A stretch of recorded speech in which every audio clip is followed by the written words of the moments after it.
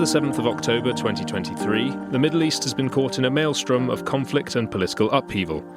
Amid the turmoil, the Houthis in Yemen have emerged as a significant regional actor, aligned with a broader axis of resistance, backed by the Islamic Republic of Iran. During the course of Israel's war with Hamas, the Houthis have launched waves of attacks on international shipping in the Red Sea, causing a shock to one of the world's major trade routes. And they have fired missiles and drones at Israel, invoking solidarity with Palestinians in Gaza. Now, as the US-Iran war intensifies, the Houthis have declared their support for the Islamic Republic and threatened to bring oil shipments through the Red Sea and the Suez Canal to a complete standstill. Yet few groups in the modern Middle East are as complex or poorly understood. Who are the Houthis and what do they really want? Can they be defeated? Or will they continue to play a major role in the regional landscape for the foreseeable future? I'm Jack Dickens, commissioning editor at Engelsberg Ideas. To answer these questions and to explore Yemen's troubled history, I'm joined by Elisabeth Kendall, one of the world's leading experts on Yemen, the Houthis, and jihadist movements in the Arab world. She is currently mistress of Girton College, Cambridge. Elisabeth, it's a pleasure to have you on the podcast. Thank you so much for inviting me back. So it's now early April. The Houthis have somewhat belatedly entered the conflict between the United States, Israel and Iran by launching a wave of missiles at Israel. Why did it take them so long to intervene in this conflict, and why have they done so now? The Houthis have most likely been keeping their powder dry in this conflict, partly because they're concerned at what they've seen happen to other elements, members of the so-called axis of resistance.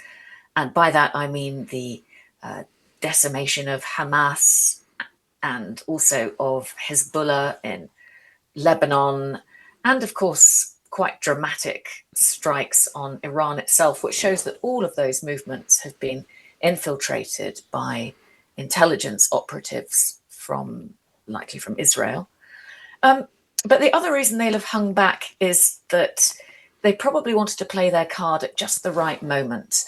They have been severely degraded. They've been fought a lot over the last 10 to 12 years. They suffered 7 years of airstrikes from the Saudi-led coalition. They then suffered airstrikes from the UK and the US together from 2024 onwards. Then they suffered airstrikes from Israel from July 2024 onwards. And then they also suffered last year in 2025, it must have been 7 weeks of airstrikes from the US. So they're clearly hurting, and they probably wanted to wait for the most opportune and most useful moment for them to get on board with the Iran conflict.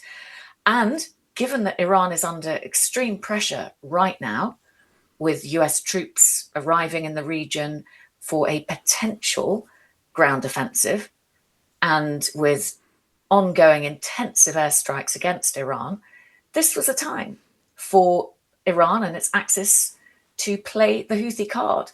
It's, in a sense, it's a warning shot across the bows. It's, hang on a second, this could get worse.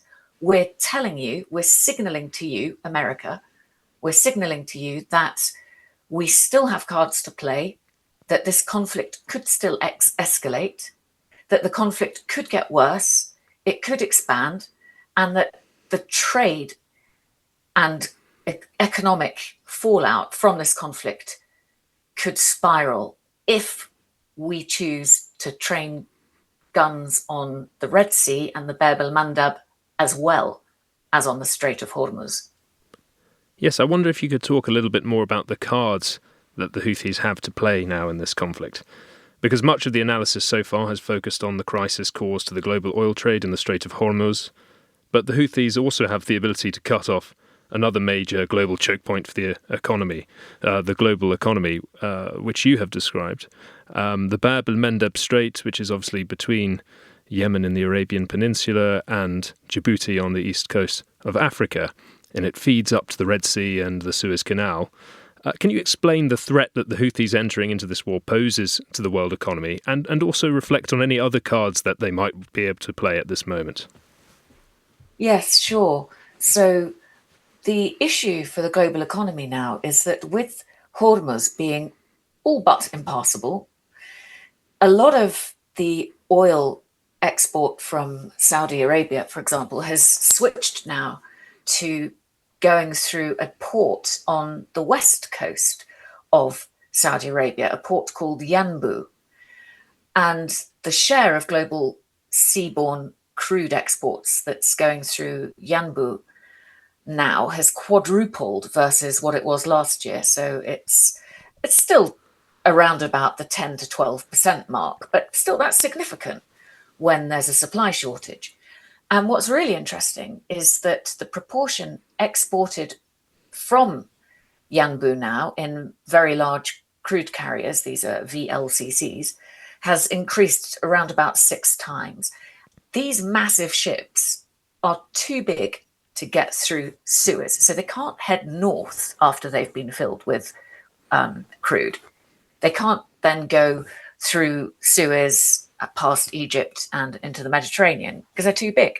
So they have to go and exit again via the Bab al Mandab. And this is that straight, that very narrow area that you just mentioned between Africa and the Arabian Peninsula that the Houthis could potentially target with missiles. So if they were to do that, then it would choke off some of the extra oil supply that's been getting out on the other side of the Arabian Peninsula. And the result of that would be a shock decrease in the oil supply, a dramatic spike in the oil price, and of course, knock-on effects for the global economy. So that's probably the Houthis' main card. But you asked about other cards. They have anti-ship missiles. They don't just need to target these very large crude carriers. They could target trade in general that's going up through the Red Sea corridor towards Suez. They also have very significant drone capacity, and that puts within their reach, about 2,500 kilometer range, which therefore could target anything from US military bases in the region, US interests in the region, embassies. It could put within range desalination plants of allies of the US. It really has a massive capacity to throw the conflict into a whole nother layer of complexity. And they also have drone boats, which they could use against shipping. Now, one might say, well, hang on a second, they have been severely degraded, and it's been much more difficult for Iran to supply them and resupply them over the last 12 months or so. But they can produce domestically. We know that they can produce domestically. We just don't think it's quite as sophisticated. But the thing is, it doesn't matter if what they produce is less sophisticated, because their main advantage is that they win in any asymmetric battle because they don't need to be accurate. They don't need to be incredibly sophisticated with what they do. They just need to harass shipping. They just need to keep going. And by doing both of those things, they disrupt the economy, they disrupt trade, and they make America look weak. And it's worth noting as well that this isn't just pure speculation. The Houthis also have a proof of concept to show, as it were. In 2023 and 2024, when they began striking at commercial vessels and also sending drones and missiles at military vessels, they caused an enormous amount of disruption. Can you just tell us what happened last time round when the Houthis started launching these attacks in the Red Sea? Yes, the Houthis have got proof of concept.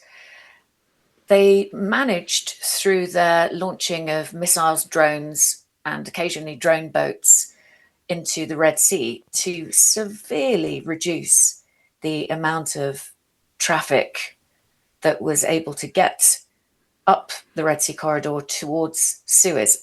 So that's a route by which roughly 12% of global seaborne trade travelled until the end of 2023, when the Houthis started their offensive into the Red Sea. And over the course of the next year or two, that trade went down by about 80%. So And of course, insurance premiums went up, and therefore the costs of getting goods, particularly from Asia to Europe, increased dramatically and had knock-on effects in our own economies here in the West. So they definitely have proof of concept, and the fear is that if they started doing that again, we could, at least at the same time that this is happening on the other side of the Arabian Peninsula with the Strait of Hormuz, the impact could be even worse. And it's also worth mentioning here, perhaps, that the Houthis are pretty confident at this point in time because they've been battled by some of the best and most well-supplied and well-financed, well-funded air forces on the planet. They've been battled by Saudi Arabia and its coalition for 7 years. They've been battled by the US, the UK, and Israel, and most latterly by the US through its Operation Rough Rider last year.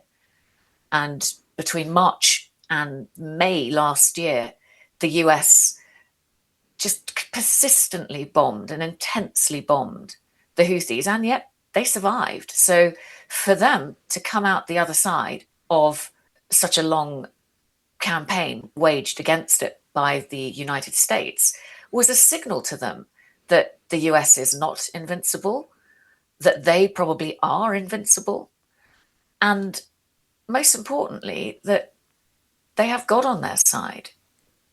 As well as striking shipping and military ships in the Red Sea, we've also seen the Houthis target America's allies in the Gulf, so Saudi Arabia and the United Arab Emirates, who were themselves obviously locked in a conflict with the Houthis during Yemen's civil war not so very long ago.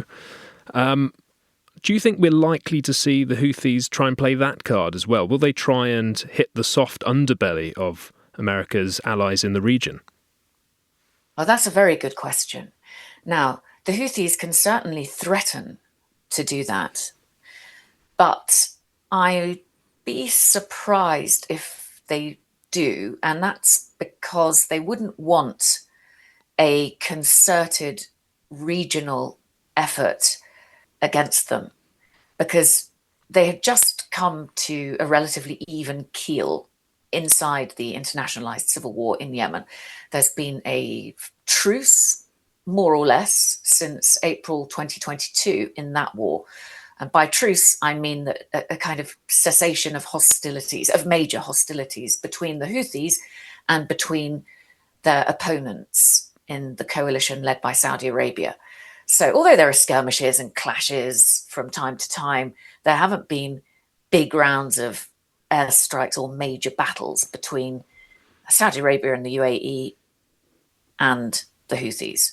So they probably don't want to restart that any more than Saudi Arabia and the UAE want to restart a situation where the Houthis are launching drones and missiles against them. So between 2015 and 2022, the Houthis had launched over 1,000 drones and missiles at Saudi Arabia. And since 2022, when that fragile ceasefire came into place, Houthi sophistication and military capability appears to have increased.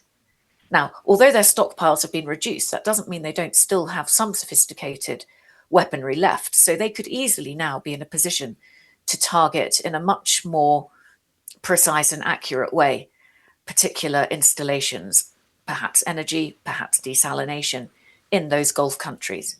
So I guess in short, what I'm saying is that it's in both Saudi Arabia and the UAE and others' interests, and also in Houthi interests, to perhaps pull back from the brink on that.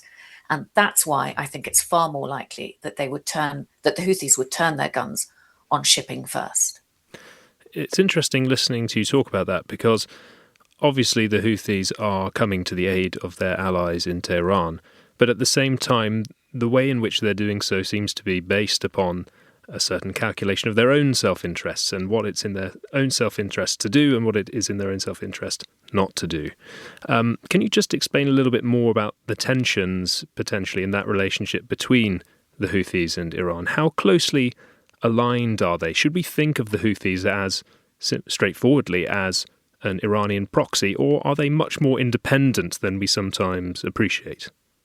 Yes, that is a good question. I think quite often the Houthis are mistaken for a direct proxy of Iran, just one lever of Iran. Now, they are a lever of Iran, but they're not a direct proxy in the same way that, say, Hezbollah in Lebanon are a direct proxy of Iran.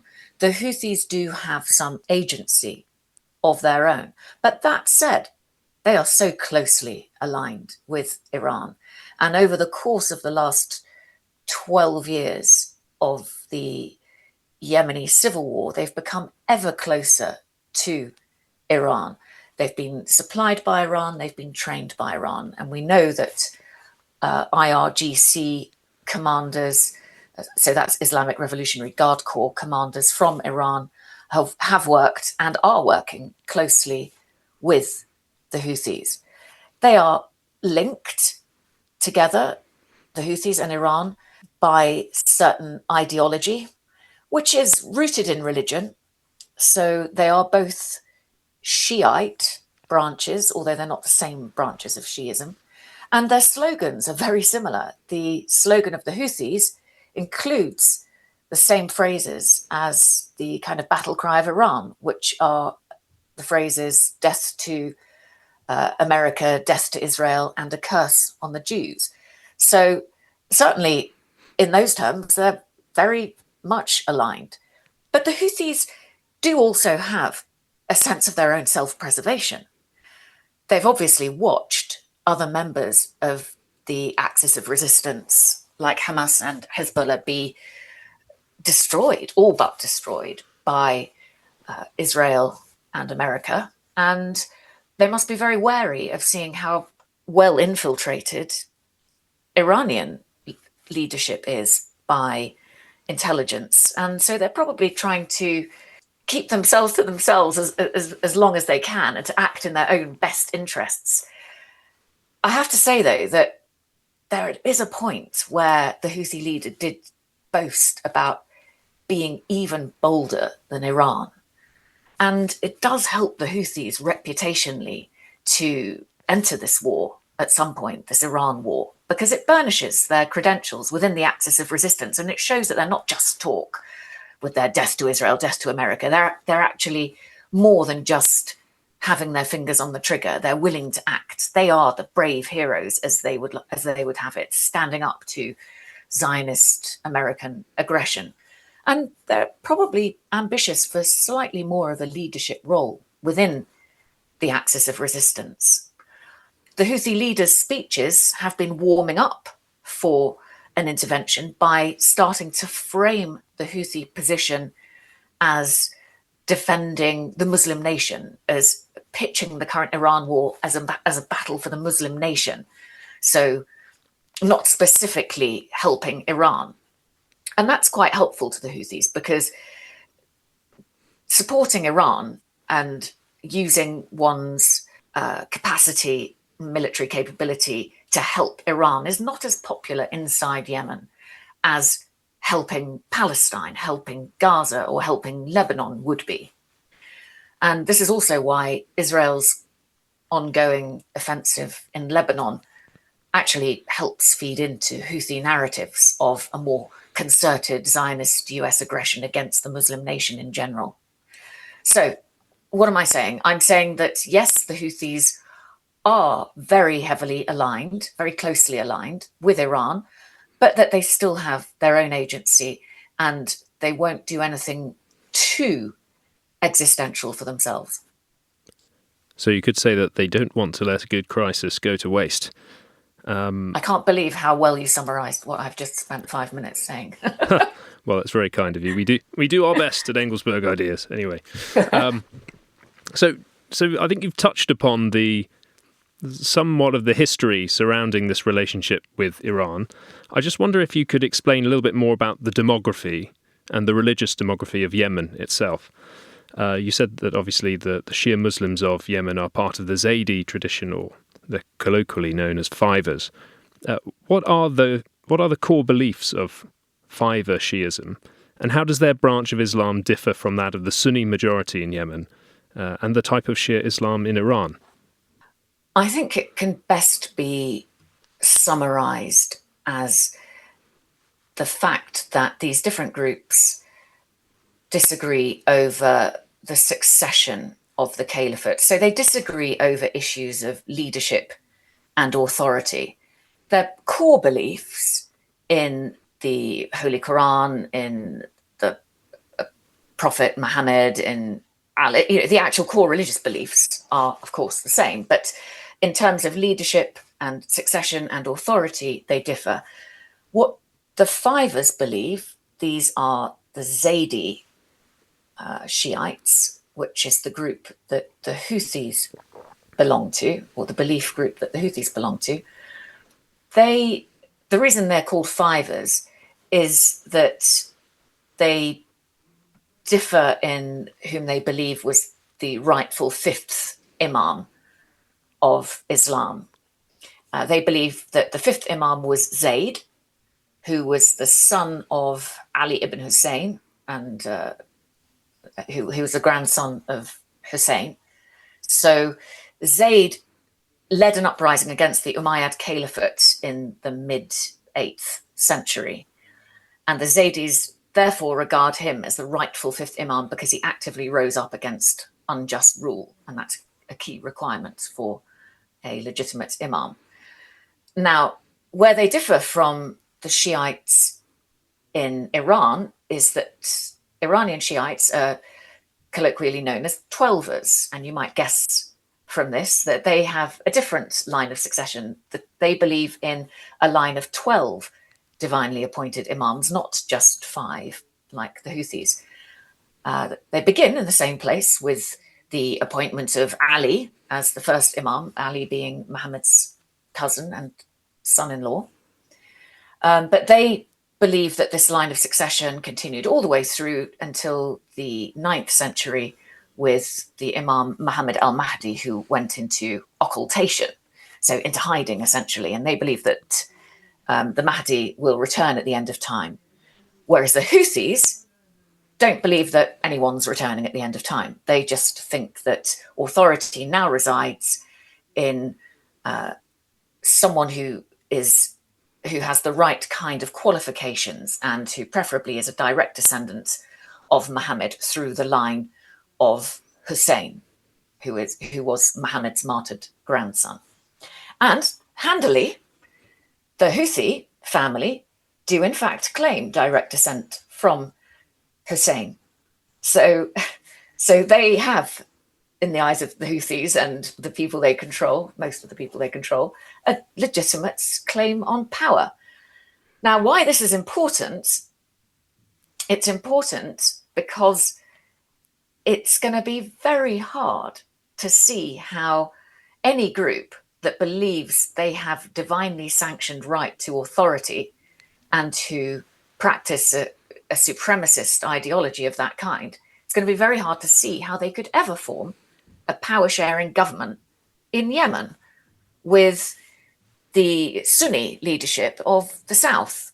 So it's very hard, therefore, to see how the United Nations roadmap, which is aiming ultimately for some kind of power-sharing government, could possibly work.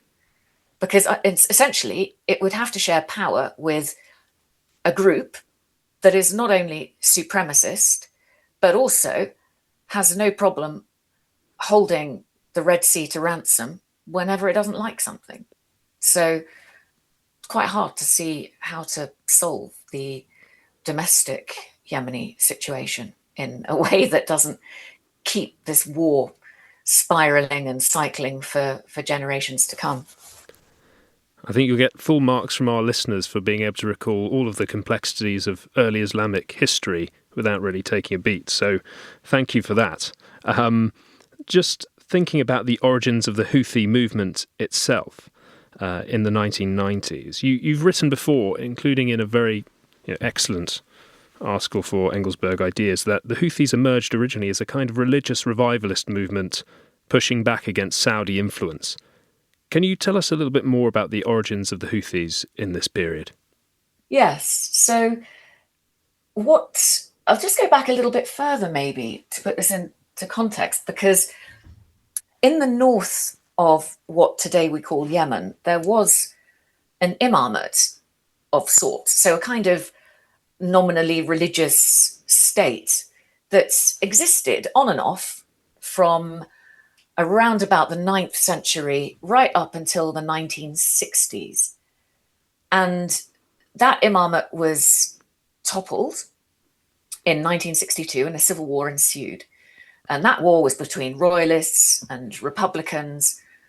That really ended in the Zaydis, the religious rulers of that imamate, being marginalized politically, economically, religiously.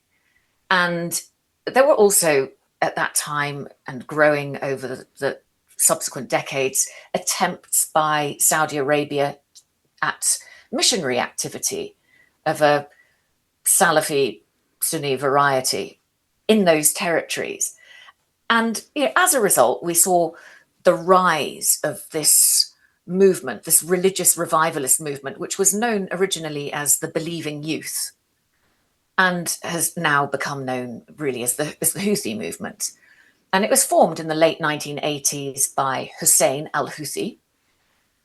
He actually was killed when a series of wars began between this Houthi movement that became increasingly militant and the Yemeni government.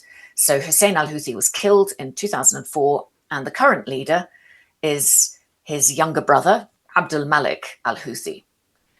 So religion forms very much a part of their identity politics, although the people who are in the movement now are not all Zaydis by any stretch. They're just part of this because the Houthi movement appealed to them by claiming to stick up for marginalized people in the way that revolutionary movements often do. So you can really tell what this movement is about, though, because the clue's in the name. They're actually, the political arm of their movement's actually called Ansar Allah, which means partisans of Allah. So clearly religion is still very much at the heart of their movement. So they come from this place of marginalisation. They're seeking to revive a religious tradition, but they also, in some senses, transcend that in other ways. How and when did the Houthis change from being this sort of revivalist movement and become a more militant force? When did they start taking up arms against the Yemeni government? The struggle that erupted into war between the Houthis and the Yemeni government came to a head in 2004 when war kicked off as the government under President Ali Abdullah Saleh tried to get the Houthis under control. And that really has, for the last 20 years, been the on-off situation where you can't really put the lid back on the Houthi box. So between 2004 and 2010, there were 6 rounds of war between the Houthis and the Yemeni government, the last one of which Saudi Arabia entered too, on behalf of the Yemeni government against the Houthis. And these are all really unconclusive. And the reason that this is such a persistent problem is that the Houthis are so well suited to guerrilla warfare. They hail from these heartlands that are mountainous and really easy to melt away into and hide away. And they were hoping, by the way, with the Arab Spring that hit Yemen in 2011 and 2012, that they might get some kind of settlement that they could live with, that would put an end to their marginalization. And they joined in the National Dialogue Conference, which lasted most of 2013. Yet side deals were done. Again, the Houthis were marginalized. And so ultimately, they marched on the capital, Sanaa, in September 2014, and the war began all over again. Now, to many people inside Yemen, that was quite predictable. They always thought that the Houthis would probably return to war, that that probably the divisions of Yemen's power, territory, and resources would not necessarily be done in the most equitable way. And so we're where we are now. And that war that began again in 2014 is now still technically going, despite an uneasy truce since 2022. And it's very hard to see how any kind of end can be put on that, because of this issue that we have, that the Houthis are supremacists, therefore they don't believe in sharing power, and this very awkward arrangement whereby all these different patchwork bits of Yemen over centuries of history, imamates, sultanates, kingdoms, sheikhdoms, fiefdoms, sandwiched together into this great big club sandwich that is Yemen, that doesn't really hang together very well. So I wonder whether we should think of the Houthis as a tribal or sectarian group, or as a political movement, or are they a combination of all of these things? I think you've hinted at this earlier. How should we think of them as fitting into this very fragmented landscape that you describe? I think they're all of the above. They have a religious rooting, but they're encompassing a great many more people than are simply religious. They're economically driven, and they definitely seek power and money. And they're politically motivated to control energy resources and power inside Yemen. So it's all of those things mixed up together. And it's hard to know what to do about this, because they are now in a position where they control around about 2/3 of Yemen's population. So that's not territorially 2/3 of Yemen, but they're controlling territory in which 2/3 of the population lives. And now that's around about 28 million people. So they have very significant manpower behind them. And perhaps even more important is that they're a very youthful population. So if you think about 50%, roughly 50% of Yemen's population is under the age of 18, then you can imagine that half of those, at least in Houthi-run territory, have no memory of anything other than war, pretty much, on and off war. And that means that it's hard for them to desire or hanker after peace, because they don't really have any experience of it.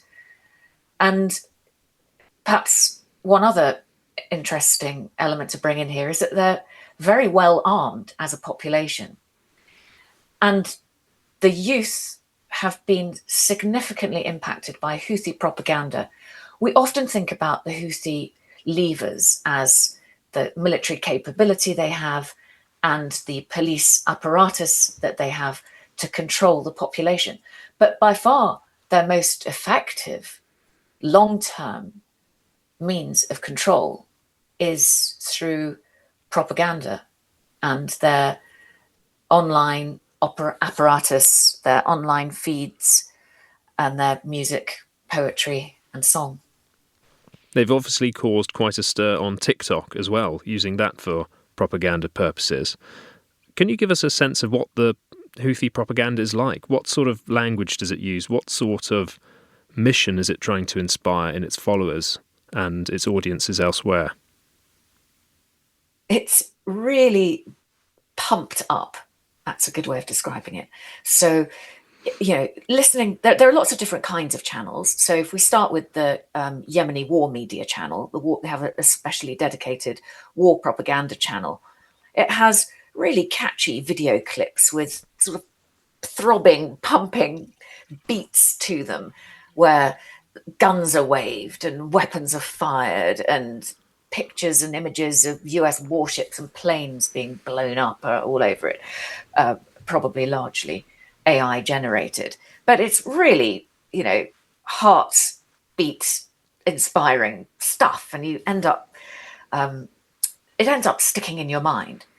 Now, there's also a news channel called Al Masira, where they also position highly propagandist, good times, victorious stories of how the Houthis are taking on the might of Zionist American aggression and winning. And they always position themselves as Yemen, as the government of Yemen, as the army of Yemen. They always call themselves the Yemeni government, the Yemeni army. And by the way, back in 2023, when they first started launching missiles out at the Red Sea, quite a lot of people bought that. And the story was that, oh, Yemen has declared war on Israel. And of course it wasn't. It was the Houthi government in Yemen had declared a war on Israel. But it's very pervasive, the way that they put the stuff out. And then perhaps, finally, their most effective means are the myriad, dozens of social media feeds they have on Telegram, all sorts of different messaging apps that carry zajal. This is a form of poetry and song, very traditional messages where you get these catchy rhymes about how brilliant the Houthis are and how evil America and Israel and its allies are. And also playing on the heartstrings, little video snippets on things like TikTok, where you see pulverized hospitals and screaming children in Gaza, and then cut to the Houthis who are going to, save victims from this. So it's really sophisticated, it's really wide-ranging, and it really sticks in your mind. And do we know whether there's a kind of correspondence between this propaganda and what the Houthis see as their desired endgame in Yemen and in the region? What are they aiming towards? Do we have a sense of that? It's always hard to have a very good sense of a mission and an endgame when the war started, because the goalposts shift, and we're seeing that with America right now, aren't we, with the Trump administration? What is its endgame in Iran? With regard to the Houthis, well, I think when they first went into this in 2014 with their civil war, they wanted power and they wanted money. And the arguments that they used were historic, ethical, and religious. Over the past decade, however, since then, I think they're feeling even more confident, and war has become a way of life. So it's very hard to see them laying down their arms. A lot of people have become very rich on the war economy. And even now, when one might think that they're under great pressure after all of these subsequent air campaigns against them, in fact, they're probably doing fairly well out of the current Iran war. And the reason I say that is that it gives them huge leverage, because no one wants them to enter the war.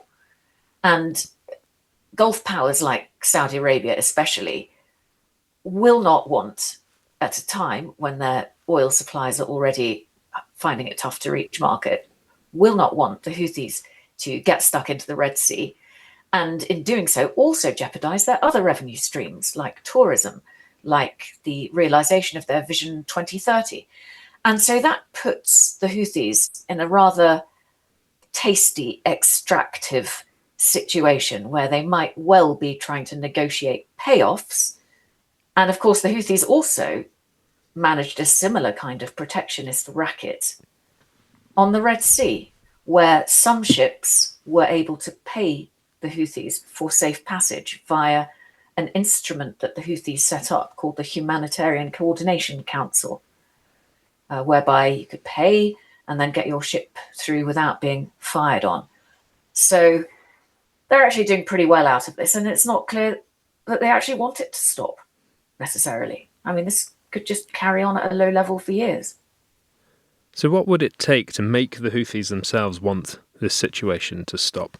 What would it take to bring them to the table and create some kind of grand political bargain in Yemen and the wider Middle East that is acceptable to them as well as to other parties? Well, you clearly have to offer them something other than, the threat of total defeat, and other than some of the wilder elements that found their way into early United Nations resolutions, like the Houthis have to put down all their weapons, the Houthis have to retreat into their northern strongholds, etc. Very hard to see that ever being realistic. So you'd have to, however, make any gives contingent upon certain behaviours. So, for example, if there were investment in rebuilding the pulverised northern areas of Yemen that are the Houthis' heartlands and giving them access to ports on the Red Sea, it would have to be contingent on certain restrictions around the use of weapons. It would have to be contingent on transparency, on accountability. And that's very hard to see under the current leadership. So before any of this could really happen, I think we'd have to find a way of moving hardliners out and moderates in. I think what we can say is that we can't think about a viable future for these vast geographical areas of Yemen without including the Houthis in some way, because they are part of the fabric of Yemeni society.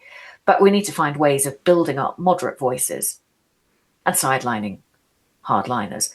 And one really good way to start this might be by attempting to dismantle the propaganda operations that they have and to spend more time on that and perhaps prioritize it over some of the more kinetic activities, because this propaganda and the whole operation around that is what really perpetuates the movement and wins over successive generations of youth. So I guess what I'm saying is that it's going to require some carrot as well as some stick and a bit more thought to what kinds of mechanisms we focus hardest on dismantling. I wonder if we could possibly turn to the anti-Houthi forces in Yemen as well. You've written previously that the weakness of the anti-Houthi coalition also explains why the Houthis still have so much power within the country. What would it take to empower certain segments of the anti-Houthi coalition? And is that a good idea to start with? Certainly it's a good idea to help build up and empower the anti-Houthi forces in Yemen, yes. One of the things that they've suffered from most is being disunited and perhaps a bit out of touch also with the populations which they claim to lead. And part of that is that often they reside in Saudi Arabia, not in Yemen itself. But since the beginning of this year, so a couple of months ago, we have seen a move to unite the two major splits, so the two major components of the anti-Houthi coalition. These are the Saudi-supported part, and we could call that the Yemeni government proper, the head of the Presidential Leadership Council and the government, and the UAE-supported part of the anti-Houthi coalition. And these are the Southern separatists, the Southern Transitional Council, who were part of the overall government. Now, although they were nominally working together, they had different endgames in mind and were really operating different leadership structures, different militaries, different groups of forces. It was really a very diffuse and unsatisfactory model for governing those parts of Yemen that were not in Houthi control. Since January, the Southern Transitional Council has been, on paper at least, dissolved. The United Arab Emirates has, on paper at least, pulled out. And there is a concerted effort now to get these two bits of the internationally recognised government working together. New appointees have been put into government, including, finally, some women. And it does look like there's now a path towards a more united and concerted effort to create a viable alternative to the Houthis. So hopefully some positive developments there. And where does the Houthis' relationship to the Palestinian cause fit into all of this? Because they have obviously on several occasions sent missiles over to Israel, declaring their solidarity with people in Gaza. How should we think about their preoccupation with this particular cause? Is it driven by a genuine sentiment and solidarity, or is it something that's very politically useful to them within Yemen itself? Oh, I think it's both. I think it's both opportunistic and ideological. On the one hand, the Houthi slogan does include the words "death to Israel" and "a curse on the Jews," so it would make sense for them to stand up for those who are suffering from what they would perceive to be Zionist aggression. And that's also quite a popular cause in Yemen. So it was useful for the Houthis to be able to get on board with pitching themselves as the heroes and defenders of Palestine at a time when their support base in Yemen was flagging after 10 years of war, and when the economy was in a poor state for anyone who wasn't in a top leadership position. Of course, the leaders were getting rich on the back of the war, but ordinary people were suffering.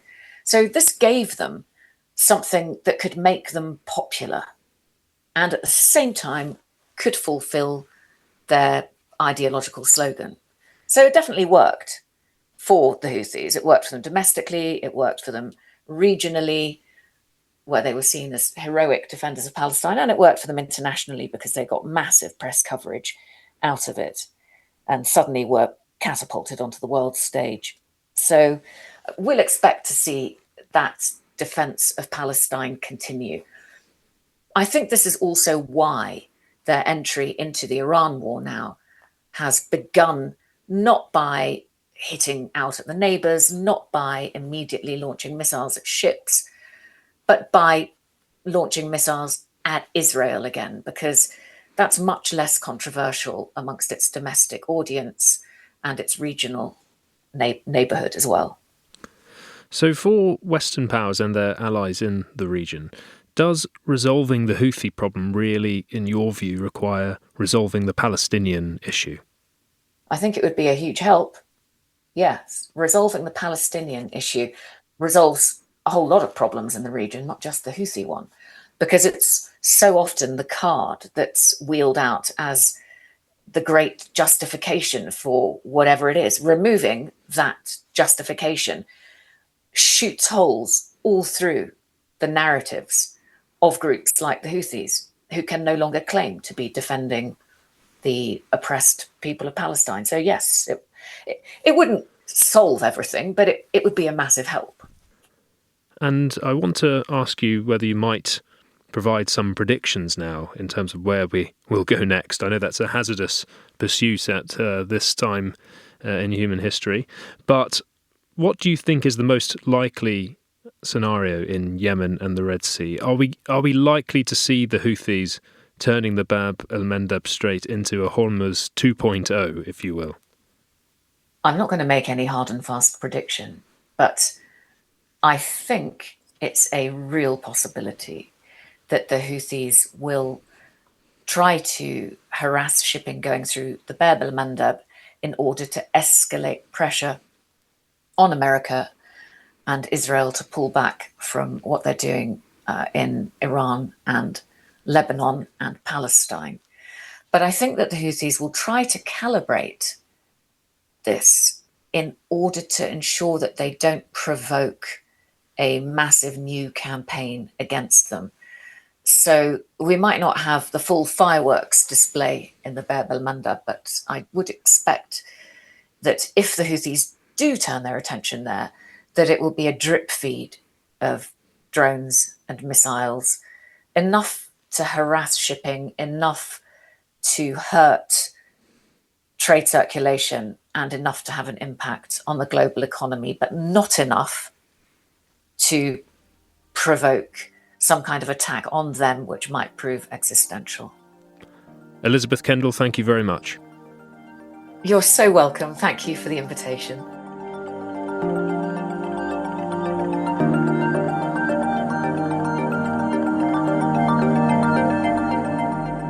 Thank you for listening to the EI podcast. If you enjoyed this episode, please sign up to our mailing list and download the Engelsberg Ideas app. explore intelligent perspectives on history, culture, and geopolitics, anytime, anywhere. And best of all, it's totally free. Until next time, thanks for listening.